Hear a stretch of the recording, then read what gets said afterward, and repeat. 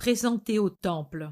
Je vois Marie entre son père et sa mère et qui chemine par les rues de Jérusalem. Les passants s'arrêtent pour regarder la belle enfant toute vêtue d'un blanc de neige et enveloppée dans un très léger tissu. Avec ses dessins de feuillage et de fleurs plus épais sur le fond léger du tissu, il me semble que c'est le même qu'avait Anne le jour de sa purification. Seulement, tandis que pour Anne il ne dépassait pas la ceinture, pour Marie il descend presque jusqu'à terre et l'entoure d'un voile blanc léger et lumineux d'un rare charme. Le blond des cheveux épars sur les épaules et mieux sur la nuque délicate transparaît là où il n'y a pas de damassure sur le voile, mais seulement le fond très léger. Le voile est maintenu sur le front par un ruban de couleur d'azur très pâle, sur lequel certainement la maman a brodé de petits lys d'argent.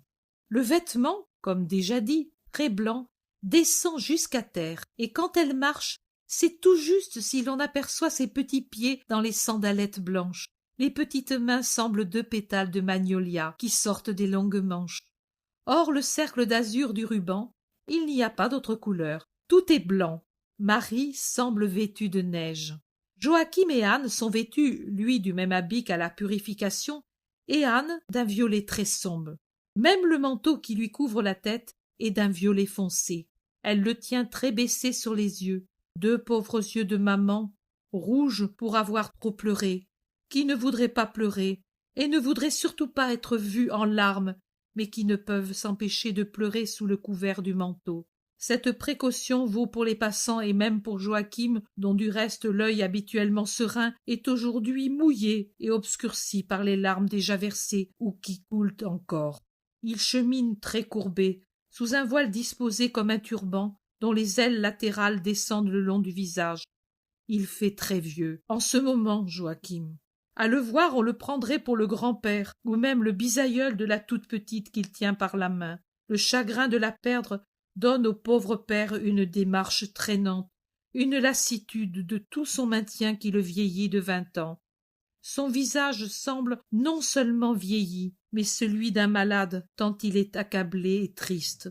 La bouche tremble légèrement, entre 2 replis de la peau très marqués aujourd'hui de chaque côté du nez.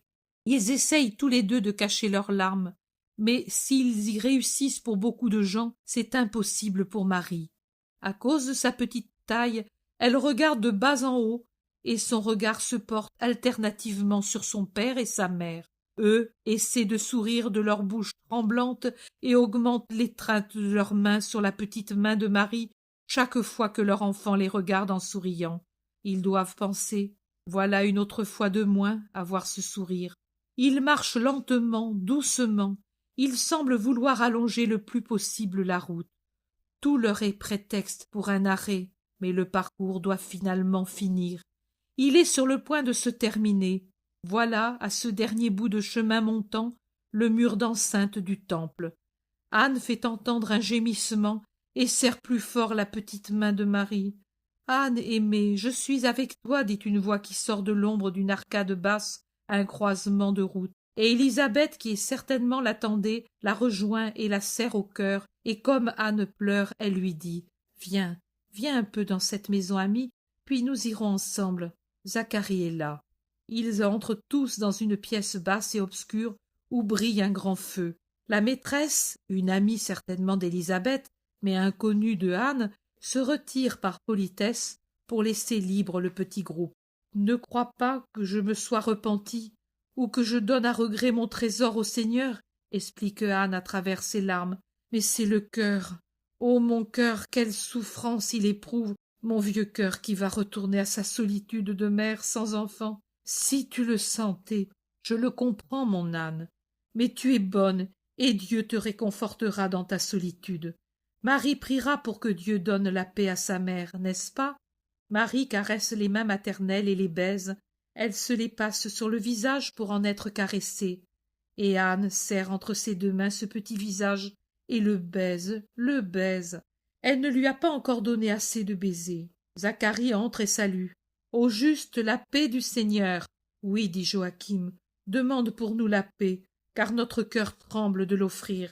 C'est comme l'offrande d'Abraham quand il gravissait la montagne, et ne nous trouverons pas une autre offrande pour acheter celle-là. Nous ne le voudrions pas parce que nous sommes fidèles à Dieu. Mais nous souffrons, Zacharie, prêtre de Dieu. Comprends-nous et ne te scandalise pas. Jamais. Au contraire, votre douleur qui sait ne pas dépasser les bornes de ce qui est permis et vous porter à l'infidélité m'enseigne à aimer le Très-Haut. Mais ayez confiance. La prophétesse Anne aura grand soin de cette fleur de David et d'Aaron. En ce moment, c'est l'unique lys de sa descendance sainte que David est au temple. On en prendra soin comme d'une perle de roi.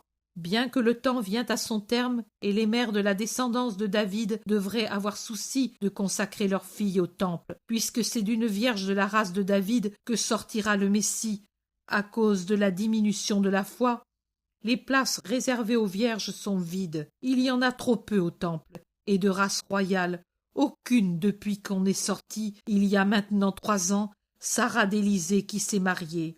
Il est vrai qu'il manque encore 6 lustres pour arriver à l'époque, mais, eh bien, espérons que Marie sera la première de plusieurs vierges davidiennes devant le voile sacré. Et puis, qui sait?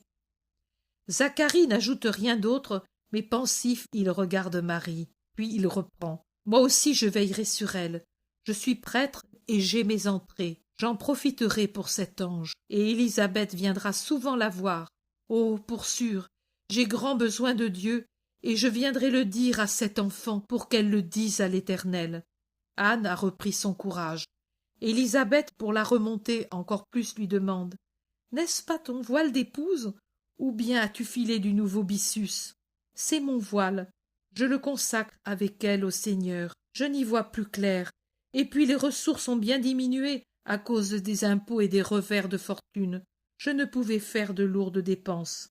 J'ai seulement préparé un riche trousseau pour son séjour à la maison de Dieu et pour après, parce que je pense que ce ne sera pas moi qui l'habillerai pour ses noces.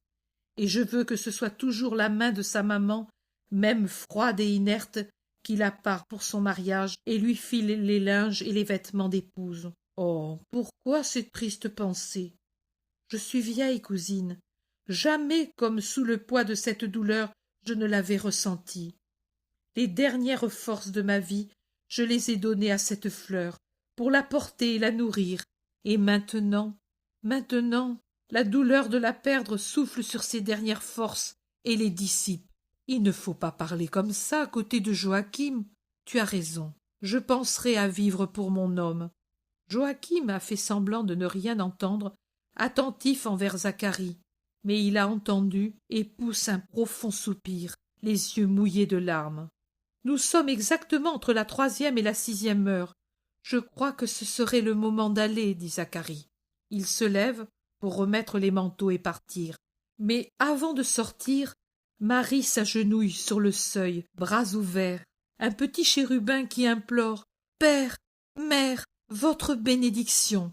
Elle ne pleure pas, la courageuse petite, mais ses petites lèvres tremblent, et la voix brisée par un sanglot retenu a plus que jamais le gémissement tremblant de la tourterelle. Le visage est plus pâle, et l'œil a un regard d'angoisse résigné. Plus fort, jusqu'à devenir insoutenable, sans en souffrir profondément, je le verrai au calvaire et au sépulcre. Les parents la bénissent et la baisent. 1, 2, 10 fois. Ils ne peuvent s'en rassasier. Élisabeth pleure silencieusement, et Zacharie, bien qu'il ne le veuille pas le montrer, est profondément remué. Ils sortent. Marie, entre son père et sa mère, comme auparavant. Par devant, Zacharie et sa femme. Les voilà à l'intérieur des murs du temple. Je vais chez le souverain prêtre. Vous, montez jusqu'à la grande terrasse. Ils traversent 3 cours et 3 porches superposés. Les voilà au pied d'un vaste cube de marbre couronné d'or. Chaque coupole convexe, qui ressemble à une moitié d'une énorme orange, resplendit au soleil, qui, maintenant sur le midi, tombe à pic sur une vaste cour entourant un bâtiment majestueux et remplit le vaste palier et l'escalier monumental qui conduit au temple. Seul le portique qui fait face au perron le long de la façade est à l'ombre, et la gigantesque porte de bronze et d'or est encore plus sombre et solennelle, contrastant avec tant de lumière. Marie paraît encore plus comme neige sous ce grand soleil. La voilà au pied de l'escalier. entre son père et sa mère, comme le cœur doit leur battre à tous les trois. Élisabeth est à côté d'Anne, mais un peu en retrait d'un demi-pas. Un son de trombe argentin et la porte tourne sur ses gonds. On dirait le son d'avertissement d'une cithare pendant que la porte tourne sur les sphères de bronze. L'intérieur du temple apparaît avec ses lampes au fond et un cortège s'avance vers la porte venant de l'intérieur. Un cortège majestueux avec sonnerie de trompettes d'argent, nuages d'encens et de lumière. Le voilà au seuil. En avant, celui qui devait être le souverain prêtre, un vieillard solennel, vêtu de lin très fin, et par-dessus ce premier vêtement une tunique plus courte de lin aussi, et par-dessus encore une sorte de chasuble, quelque chose d'intermédiaire entre la chasuble et l'habit des diacres multicolorés, pourpre et or, violet et blanc s'y alternent, et brillent comme des gemmes au soleil. Deux gemmes authentiques par-dessus tout cela brillent encore plus vivement à la hauteur des épaules. Ce sont peut-être des boucles avec leurs chatons précieux. Sur la poitrine, une large plaque tout étincelante de gemmes soutenue par une chaîne d'or. Des pendentifs et autres ornements brillent en bas de la tunique courte et l'or éclate sur le front à la partie supérieure d'une coiffure qui me rappelle celle des prêtres orthodoxes, leur mitre arrondi au lieu d'être pointu comme celle des catholiques. Le solennel personnage avance seul en avant jusqu'au commencement du perron, dans la lumière dorée du soleil qui le rend encore plus splendide. Les autres attendent, rangés en cercle, en dehors de la porte, sous le portique ombragé. À gauche, il y a un groupe de jeunes filles en vêtements blancs, avec la prophétesse Anne et d'autres femmes âgées, certainement des maîtresses. Le souverain prêtre a regardé la petite et sourit. Elle devait lui paraître bien petite au pied de ce perron digne d'un temple égyptien. Il lève en priant les bras au ciel. Tous baissent la tête comme anéantis devant la majesté sacerdotale, en communion avec la majesté éternelle. Puis, voilà, un signe à Marie. Et elle se sépare de son père et de sa mère, et elle monte comme fascinée, elle gravit les marches. Elle sourit à l'ombre du temple, là où descend le voile précieux. Elle est au haut du perron, au pied du souverain prêtre qui lui pose les mains sur la tête. La victime est agréée. Quelle hostie plus pure avait jamais vu le temple? Puis il se retourne et lui mettant la main sur l'épaule, comme pour la conduire à l'autel, elle, l'agnelle sans tache, il l'amène vers la porte du temple. Avant de la faire entrer, il lui demande: « Marie de David, est-ce ton vœu ?» Un oui argentin lui répond. Il s'écrie: « Entre alors, marche en ma présence, et sois parfaite. » Et Marie entre, et l'ombre l'engloutit, puis le groupe des vierges et des maîtresses, suivi de celui des Lévites, la dérobe toujours plus, la sépare. Elle n'y est plus. Maintenant, avec un son harmonieux, la porte roule sur ses gonds. Une ouverture de plus en plus étroite laisse voir le cortège qui se dirige vers le sein. Maintenant, ce n'est plus qu'une fente, puis plus rien, c'est la clôture.